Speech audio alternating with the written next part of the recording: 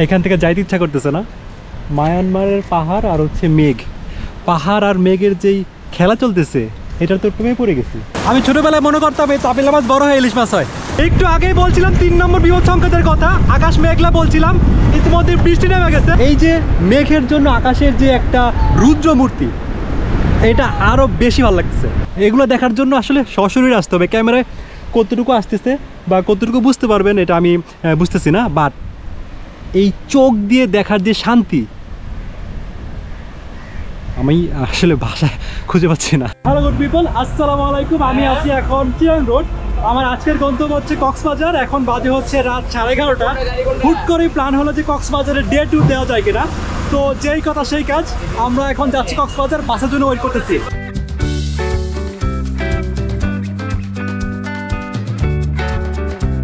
মাত্রই বাসে উঠলাম, বাস ছাড়ছে মাত্র। তো বাস ভাড়া পড়ছে হচ্ছে জনপ্রতি 1000 করে, এই যে স্লিপার কোচে। তো যারা একটু লো বাজেটে ট্যুর দিতে চান তাদের জন্য আমি একটা সাজেশন দেবো, সেটা হচ্ছে একটু দেরি করে বাসে উঠবেন।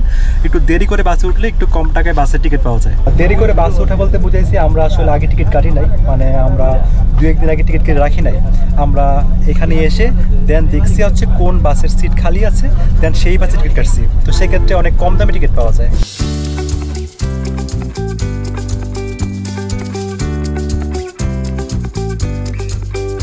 গুড মর্নিং গুড পিপল, এখন বাজে হচ্ছে 8:18। আমরা মাত্রই কক্সবাজার নামলাম। এখন আমাদের কাজ হচ্ছে প্রথমে যে কোনো লোকাল হোটেল থেকে নাস্তা করা, তারপর আমরা সারাদিনের জন্য সিএনজি বা অটো ভাড়া করব। যেহেতু আমরা আজকে কক্সবাজারে ডে ট্যুর দিব, সেজন্য আমরা বাস থেকে নেমে আবার বাসের টিকিট কেটে ফেলছি। কারণ রাতের বেলা যদি বাসের টিকিট না পাই তাহলে আরও একটা হ্যাসেল হয়ে যাবে, আমাদের আবার থাকতে হবে এখানে, তাইলে আর ডে ট্যুর রইল না।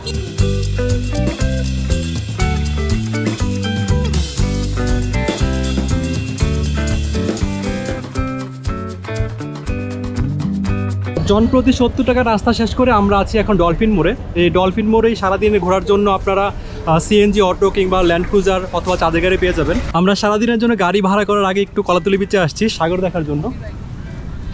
এখন একটু কলাতলি বিচে ঘুরবো, ঘুরে দেন আমরা চলে যাব হচ্ছে ওই ডলফিন মোড়ে গাড়ি ভাড়া করার জন্য।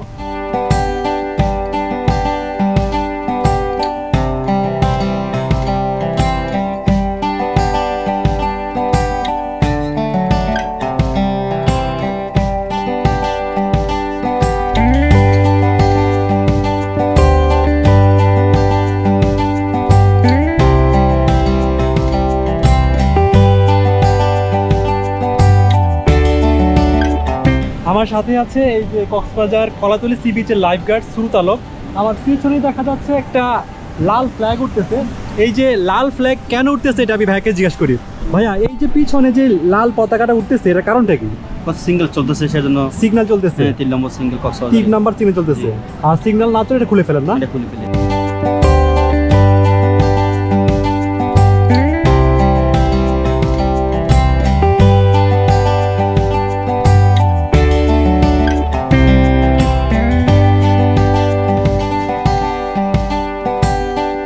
আমরা 4500 টাকা দিয়ে এই ডিফেন্ডার গাড়িটি ভাড়া করছি। এই ডিফেন্ডার গাড়ি দিয়ে আমরা আজকে সারাদিন ঘুরবো মেরিন ড্রাইভের মধ্যে। একদম যাবো হচ্ছে শাহপুরী দ্বীপ পর্যন্ত। এখান থেকে শুরু করে শাহপুরী দ্বীপ পর্যন্ত যতগুলো সুন্দর সুন্দর স্পট আছে সেগুলো ঘুরবো, চলেন।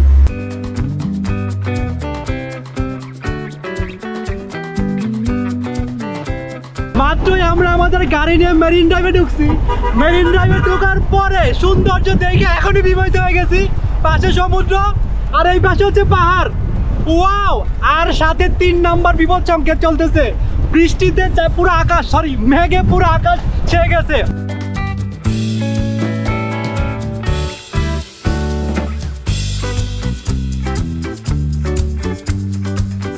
একটু আগেই বলছিলাম 3 নম্বর বিপদ সংকেতের কথা, আকাশ মেঘলা বলছিলাম, ইতিমধ্যে বৃষ্টি নেমে গেছে। এখানে এই যে জুবায়ের তার দ্বিতীয়বারের মতো আছে কক্সবাজার। জুবায়ের তো ফিলিং সো নাইস। সাইদ, তোমার কি অবস্থা? জোস ভাই, জোস। এই যে সাব্বির,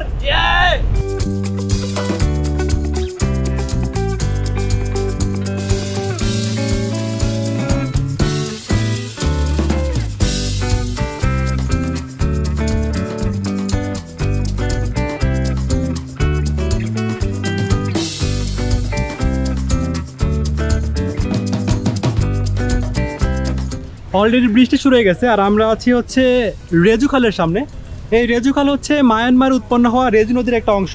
আপনি চাইলে এই রেজু খালের মধ্যে কায়াকিং করতে পারবেন জনপ্রতি 250 টাকায়।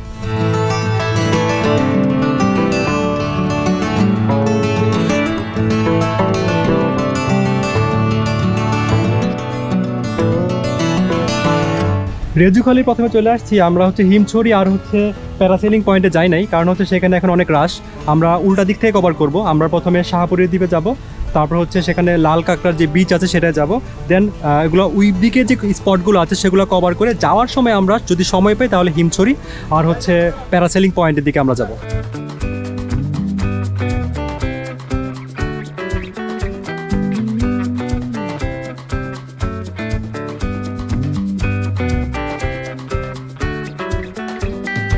রেজু খালের একটু পরেই 2 মিনিট পরে এরকম একটা বিচ পাইছি। পিছনে বিচটা দেখেন, মেঘের জন্য বিচটা আরো ভয়ঙ্কর সুন্দর হয়ে গেছে। আর এখানে অনেক হ্যামাক লাগানো আছে। বৃষ্টি, সমুদ্র, দুরন্ত বাতাস, ওয়াও! উইকেন্ডে আইসে এত খালি বিচ পাবো সেটা কল্পনা করতে পারি নাই। জোস, একদম পয়সা উসুল। বামে হচ্ছে সমুদ্র আর ডানে হচ্ছে মেরিন ড্রাইভ, আর সাথে হচ্ছে বৃষ্টি পড়তেছে। তো বৃষ্টির জন্যই হয়তো বিচ খালি পাচ্ছি, বাট অসাধারণ লাগতেছে। আর এই যে মেঘের জন্য আকাশের যে একটা রুদ্র মূর্তি, এটা আরো বেশি ভালো লাগতেছে।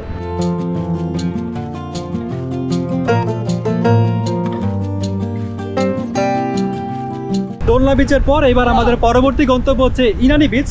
তো চলেন আমরা আমাদের গাড়িতে গিয়ে বসি, দেন চলে যাই ইনানি বিচ পর্যন্ত।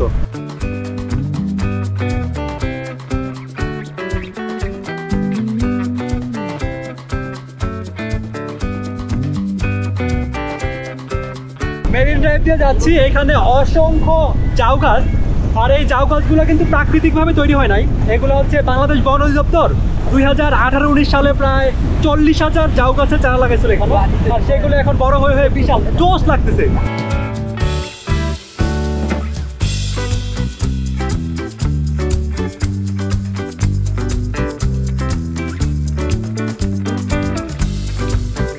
এই যে আমার পিছনে হচ্ছে ইনানি বিচ, আমরা একটু পরে ইনানি বিচে নামবো।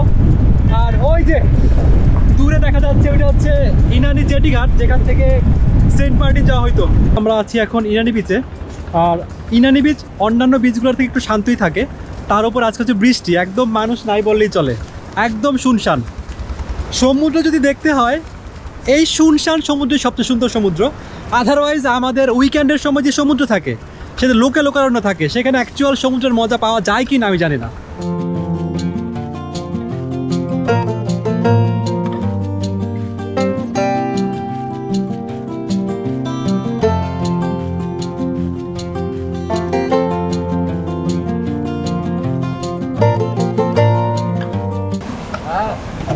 কি মাছ এগুলা?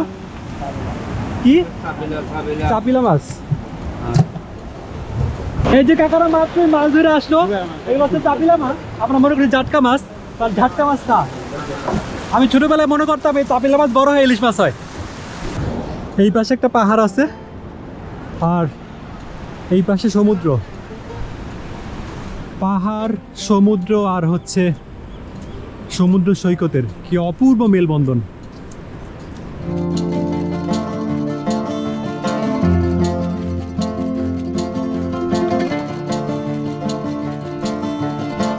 এই যে এখানে 2টা চাকা আছে আর ওইখানে 2টা চাকা আছে। এই চাকাগুলোর সাহায্যে ওই যে ট্রলার বা নৌকাগুলা, ওই নৌকাগুলোকে উপরের দিকে তোলা হয়, বিচে তোলা হয়।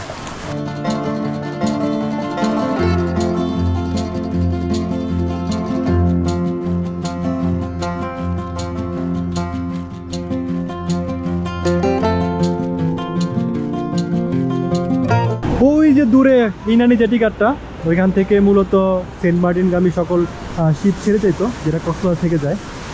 মাঝখান দিয়ে এটা তো ভেঙে গেছিলো, দেন এটা অফ করে দিয়েছিল। এখন কি ঠিক করছে কিনা কে জানে। ঠিক করছে কিনা সেটা জানতে হলে আমাদেরকে শীত পর্যন্ত ওয়েট করতে হবে, যখন সেন্ট মার্টিনের আবার সিজন শুরু হবে।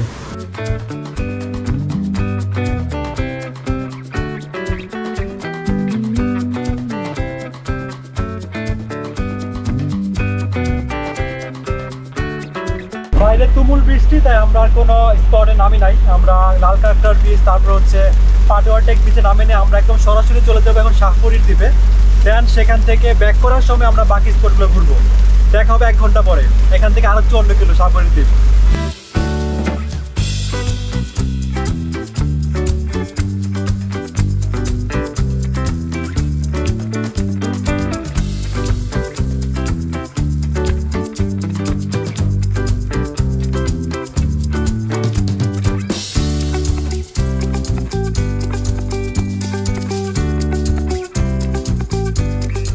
এতক্ষণ তুমুল বৃষ্টি হচ্ছিল, মাত্রই বৃষ্টি থামলো।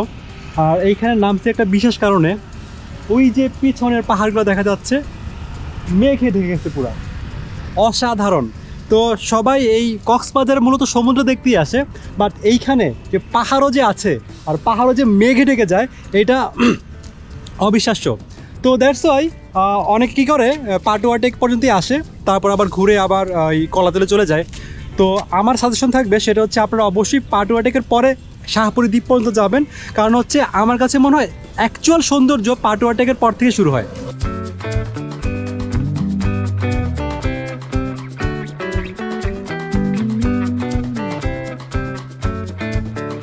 যারা মনে করেন কক্স মানে শুধু সমুদ্র, তারা একটু দেখেন, ওয়াও, পাহাড়গুলো জোস। এটা মূলত উখিয়াতে পড়ছে, আর এই পাহাড়ের পাশেই হচ্ছে রোহিঙ্গা ক্যাম্প।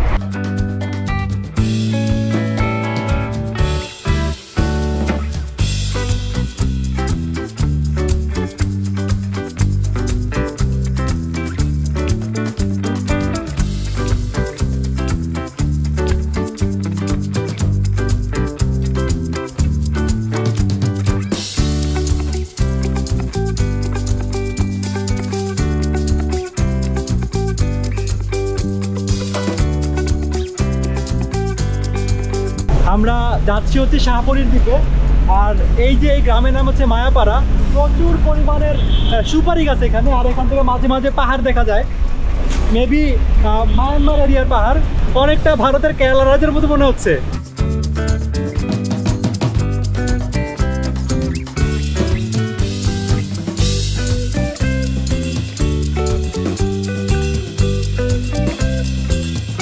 এই যে আমার পেছনে এগুলো সব হচ্ছে লবণের ক্ষেত, বা এখানে লবণ চাষ করে। মানে সাগরের পানি যখন জোয়ারের সময় আসে এখানে বাঁধ দিয়ে আটকে রেখে দেয়, তারপর হচ্ছে এটা সূর্যের তাপে ওই পানি বাষ্প হয়ে উড়ে যায়, দেন লবণটা থেকে যায়, দেন ওই লবণটাকে প্রসেস করে আমাদের বাসা বাড়ি পর্যন্ত যায় আর কি, যেটা আমরা খাই।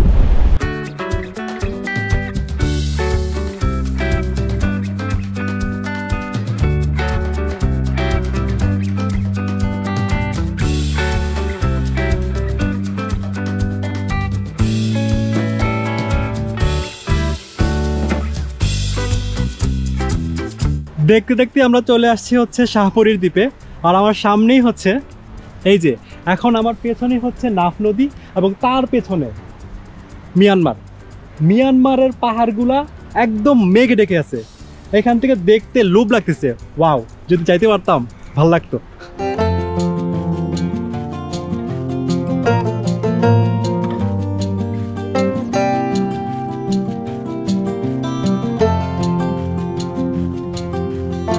আর এই যে এটা হচ্ছে শাহপুরীর দ্বীপের জেটি ঘাট। এখান থেকে হচ্ছে স্থানীয় যারা আছে, সেন্ট মার্টিনের যারা স্থানীয় আছে, তারা এখান থেকে সেন্ট মার্টিন যায়। তবে আপনি চাইলেও সেখানে যেতে পারবেন না, কারণ হচ্ছে এখানে যারা কোস্ট গার্ড আছে, কোস্ট গার্ডরা একদম আইডি কার্ড দেখে পরিচয় শনাক্ত করে যে সেন্ট মার্টিনের স্থানীয় কিনা, দেন যাওয়ার পারমিশন দেয়। তো চলেন জেটি ঘাটের মধ্যে একটু যাই। তো এই জেটি ঘাটের মধ্যে প্রবেশ করতে নাকি আবার 10 টাকা লাগে। চলেন।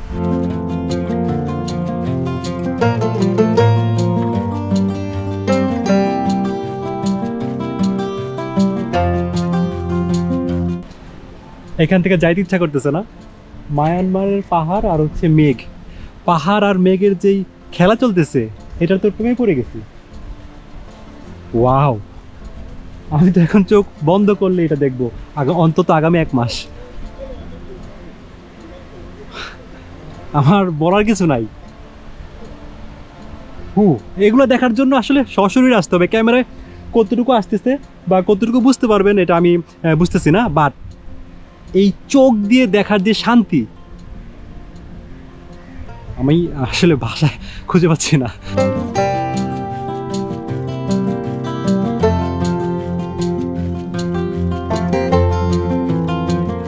12 বর্গ কিলোমিটার আয়তনের এই শাহপুরীর দ্বীপে প্রায় 40,000 মানুষের বাস। আর তাদের মূলত প্রধান পেশা হচ্ছে মাছ ধরা আর হচ্ছে লবণ চাষ করা।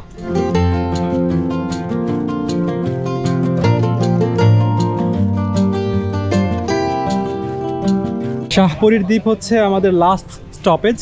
তো শাহপুরীর দ্বীপ ঘোরা শেষ, এখন আমরা চলে যাব আবার কলাতলির দিকে। তো কলাতলির দিকে যাওয়ার সময় আমরা যে সকল স্পট ঘুরি নাই বা দেখি নাই, স্কিপ করে চলে আসছিলাম, সেইগুলো এখন দেখতে দেখতে যাব। চলেন।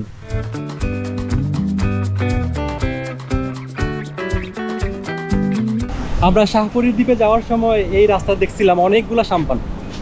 এই যে অনেকগুলা সাম্পান রাস্তায় দুই পাশে দাঁড়ানো আছে। মূলত এই যে পাশের যেই বিচটা আছে, এই বিচটা ছোট, সো এই বিচে সাম্পান রাখার জায়গা নাই, তাই এই যে সাম্পানগুলো রাস্তার মধ্যে রাখছে। বাট এই সাম্পানগুলো কিন্তু এই রাস্তার সৌন্দর্য কয়েক গুণ বাড়ায় দিছে। যাওয়ার সময় মানে এই রাস্তাটা এত ভালো লাগতেছিল যে মনে হচ্ছিল যে এখানে দাঁড়িয়ে অনেকক্ষণ এই সাম্পানগুলোর দিকে তাকায় থাকি। আর সাম্পানগুলো দেখতে অনেক জোর। এই যে সাম্পানগুলোর আকৃতি এরকম বানাইছে কারণ হচ্ছে এই সাম্পানগুলো সাগরের বড় বড় ঢেউয়ের সাথে যাতে সার্ভাইভ করতে পারে, ফাইট করতে পারে, সেই জন্য সাম্পানগুলো অ্যাকচুয়ালি এই আকৃতিতে বানানো।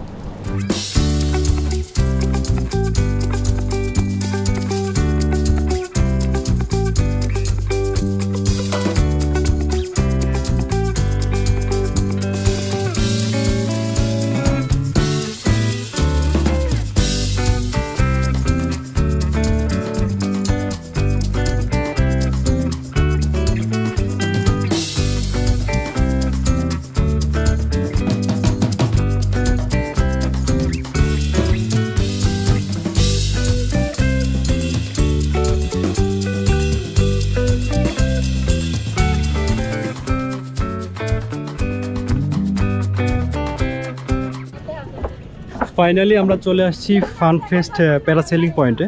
তো এখানে একটা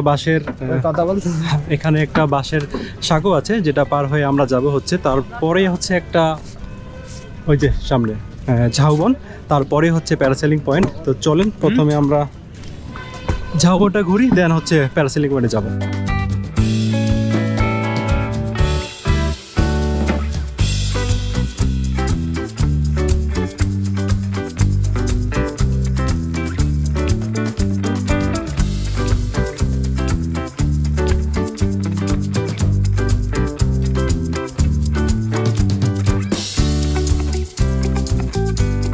আমি আছি এখন প্যারাসেলিং পয়েন্টে। এখানে দুইটা প্যাকেজে প্যারাসেলিং করা যায়, সেটা হচ্ছে একটা হচ্ছে 2000 টাকার প্যাকেজ আর একটা হচ্ছে 2500 টাকার প্যাকেজ। তবে আজকে কেউ প্যারাসেলিং করতেছে না, কারণ হচ্ছে আবহাওয়া ভালো না, একটু পরপর বৃষ্টি আসতেছে, আর হচ্ছে সমুদ্রে 3 নম্বর সতর্কতা সংকেত দেওয়া আছে। অলরেডি সন্ধ্যা হয়ে গেছে, আমরা কয়েকটি স্পট যাইতে পারি নাই সময়ের অভাবে। সেটা হচ্ছে পাটুয়া টেক যাই নাই, লাল কাঁকড়ার বিচে যাই নাই। সো আপনারা যদি আসেন পরের বার একটু সময় নিয়ে বের হবেন, মানে একটু আগে বের হবেন, যাতে সবগুলি স্পট কভার করা যায়। এখনও তো হিমছড়ি যাই নাই, অলমোস্ট সূর্য ডুবতে শুরু করছে, তো যতটুকু কভার আপ করা যায় আর কি।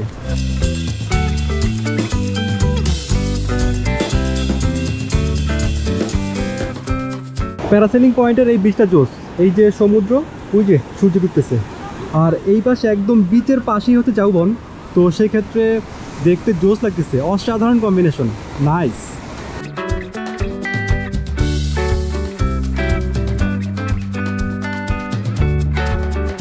প্যারাসেলিংয়ের পাশাপাশি এই বিচে হচ্ছে আপনি স্পিড বোট, জেট স্কি, তারপর হচ্ছে আপনার বিচ বাইকের মতো বিভিন্ন অ্যাক্টিভিটি পেয়ে যাবেন। তবে আজকে হচ্ছে শুধুমাত্র হচ্ছে বিচ বাইক চলতেছে, বাকি স্পিড বোট আর হচ্ছে জেট স্কি চলতেছে না, কারণ হচ্ছে ওই যে আবহাওয়া ভালো না।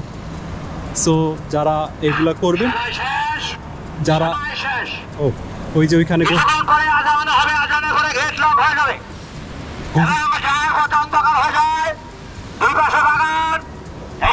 উনি ঘোষণা দিচ্ছে যে সময় শেষ, এখন আমাদেরকে বের হয়ে যেতে হবে। কিছুক্ষণের মধ্যে মাগরিবের আজান দিবে, আমরা ফানফেস্ট থেকে বের হয়ে যাচ্ছি।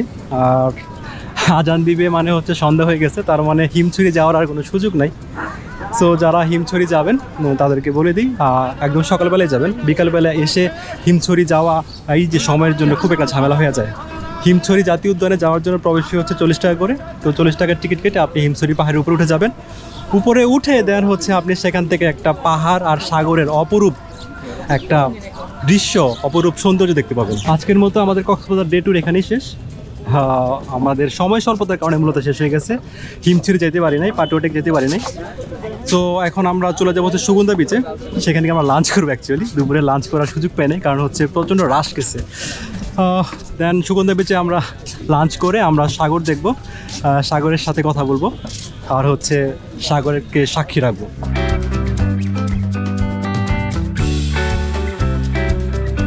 340 টাকার খাবার অর্ডার করছি, প্যাকেজ আর কি। সেখানে হচ্ছে আমাদের ভাত, আলু ভর্তা, শুটকি ভর্তা, আচার, ডাল আর হচ্ছে গরুর মাংস।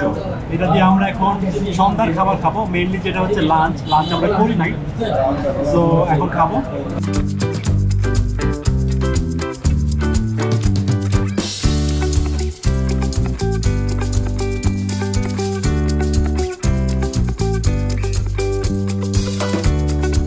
আমাদের খাওয়া শেষ। আমাদের কক্সবাজার ডে ট্যুর এখানেই সম্পূর্ণ। দেখা হবে নতুন কোনো জায়গায়, নতুন কোনো ভিডিওতে। ততদিন ভালো থাকুন, সুস্থ থাকুন। আল্লাহ হাফেজ।